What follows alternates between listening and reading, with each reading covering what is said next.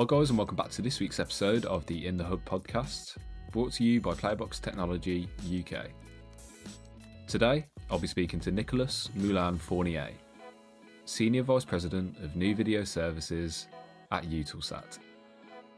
Nicolas holds 20 years of experience working over a variety of industries, helping to develop and transform multinational businesses. This has led Nicolas to his current SVP role at Eutelsat, as well as being the product director behind Sat.tv.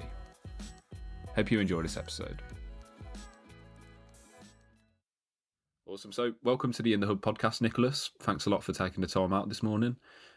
Just for a little bit of background before we do start, how did you get started in the broadcasting industry? How did you begin your career?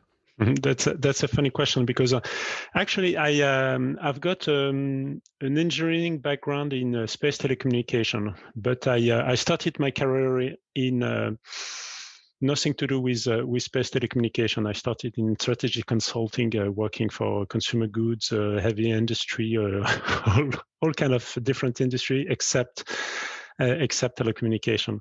No, actually, I worked a little bit on for telecom operators, but not at all on satellite.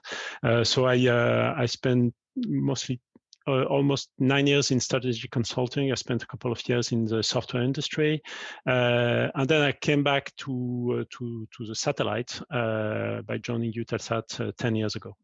So that has been a long journey to come back to my initial career. Yeah, and obviously that brings us up to now, and you obviously having a position at Eutelsat.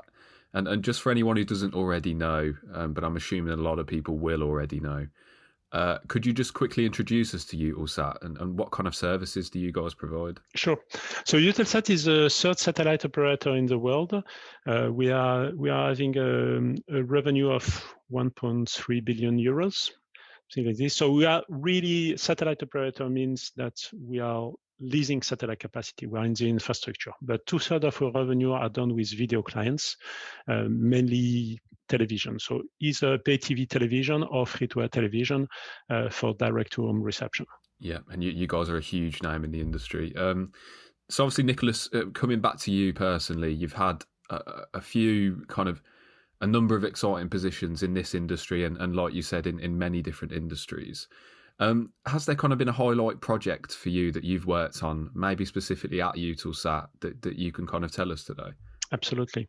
So one key project to me at Eutelsat one key topic that caught my attention in the first years at Eutelsat was the value of the free-to-air TV channel that we are broadcasting on the satellites. And we've got key orbital positions where tens of millions of homes, so hundreds of millions of people are watching television daily on those orbital positions. Namely, I'm talking about the position that is jointly operated with Nilesat at 7 West for the mainly for the Arabic-speaking countries, but obviously also the well-known orbital position Hotbird that is covering a wide diversity of audiences in Europe. What struck me is the number of channels that are available on those orbital positions. We are talking about hundreds of TV channels that are available for free with very simple product. However, I think that the free-to-air user experience was stuck in the early 2000s, so at the beginning of digital television. And that I thought that was a pain because it was difficult for people to find their content of interest in this huge content offer.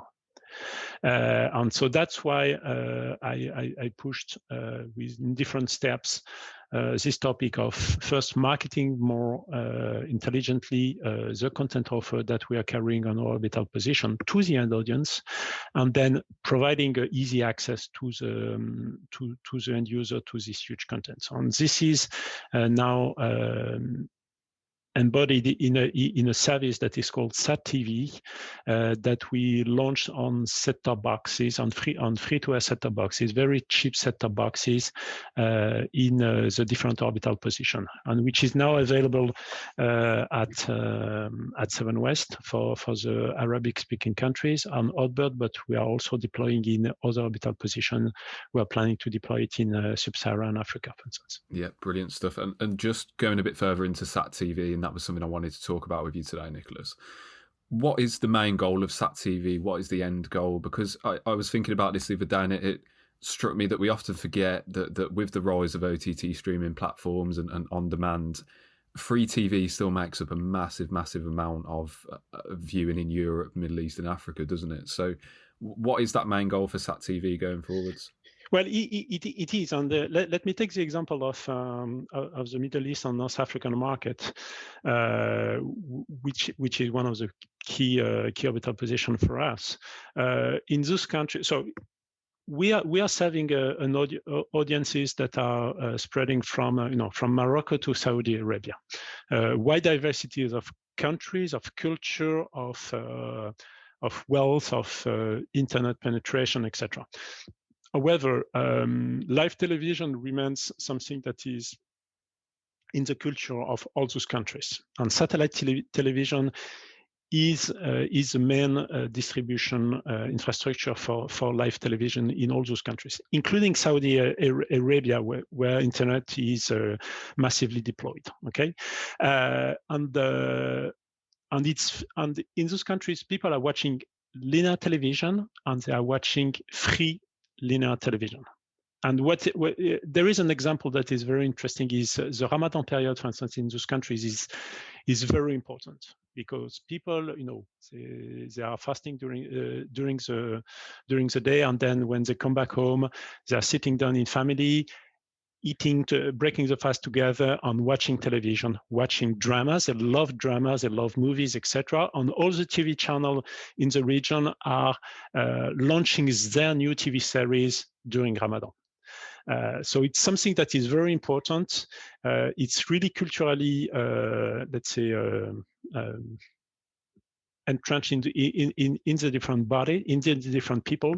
But we are talking about 700 unique TV channels that are broadcasted on this orbital position, 700 free-to-air television.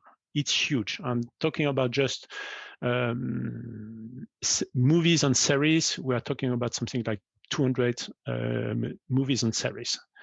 So the risk is that if you don't have a guide that helps you finding what content is aired on what channel, then you are probably missing a lot of interesting content, and you finally go back to the same channels. So Sat TV has been designed to discover new content, other channels, interesting things, and we have done this in let's say in a modern manner that is very graphic oriented. So we are displaying, we are installing all the channel, we are maintaining all the channel on the orbital position. We are displaying the channel with the channel logo. Seems so basic now for us in Western countries with IPTV on the OTT services, but most of those population don't have logos. They don't, so they just have a dumb list of channels that are classified by frequencies. So it's the old FM mode of navigation through the channel with 700 TV channels. So now we are installing the channel with the logos. We are installing the channel with a fixed number in order for the broadcaster to communicate very simply to the audience by saying, find me in number 103, for instance. We classify the channel by genre, which means that if you want to find all the TV, all the movies and series film, TV channel, you press a button and you find them. And we've got all the program information, all the channels that are sent to the set-top boxes with rich program information, including program illustration, which means that we can now display a mosaic of programs that are aired or that will be aired in the hours to come, filtered by genre. So if you want to have all the dramas programs that are aired, you've got a mosaic of all the programs that are aired now on the orbital position. and it's a huge offer. Over a week, we've got something like 3,000 drama episode, 600 movies are on the orbital position. Yeah, that's absolutely brilliant stuff, Nicolas. And I just wanted to probe further into this idea of broadcasters and content providers at the moment. And it seems increasingly so that there's this important balance between getting your content and your episodes and series seen absolutely everywhere, as far as you can reach them. But also being able to kind of personalize this content and target it towards niche audiences. Are there any kind of examples? How have you seen your customers evolving and adapting their content offering in 2021? It's not a surprise. All the broadcasters, or at least most of the broadcasters, are moving to OTT as well. They are complementing their distribution, their satellite distribution, with an OTT distribution. How they do it, it really depends on the region. So as I said, and it's illustrative of this cultural mindset. For instance, in Arabic countries, most of the channels are distributing their content live on OTT, either through their website, or they go to YouTube as well, like a lot of channels. Some are doing on-demand services, catch up or new episodes. There is, for instance, a very successful service that is launched by that is operated by NBC, that is called Shahid in the region, that is very popular. And it's true that it's progressively the on-demand consumption is taking traction. However, there is a lot of countries where the bandwidth is expensive. People are buying the gigabyte, and so they are limiting their consumption to a small episode, to let's say snippets or this kind of stuff, and they prefer to watch, movies, dramas, etc., in family, in front of the TV set. So it's really a complementary distribution that we are seeing. Satellite, live television on satellite being let's say, the backbone of the consumption, the family consumption, and some personalized usages being distributed over OTT. Yeah, 100%. And I wanted to kind of talk a bit more about linear TV and live TV consumption at the moment. And from all the reports I've seen, from all of the news around that at the moment, the outlook is looking absolutely fantastic at the moment. Live event hype is at an all-time high. Advertising revenues are returning to obviously pre-pandemic levels and above. How optimistic are you for linear and live television moving forwards? Do you think it's always going to be this major thing in across the world? What time frame are you giving me? Let's say throughout this next decade, so 2020 to 2030. What's the outlook for you guys? No, the outlook looks good. As I said. Well, it really depends on the region, absolutely. But in some regions, the linear television remains culturally very important, and to be honest, and especially on our orbital position where we are reaching, hundreds of millions of people, satellite broadcast remains the cheapest way by a huge number of magnitude compared to any kind of other distribution. So that's a key pillar to maintain a strong linear television offer in the region. Obviously, sport is something that is quite important and that you can see only on linear television, because then the experience is ruined.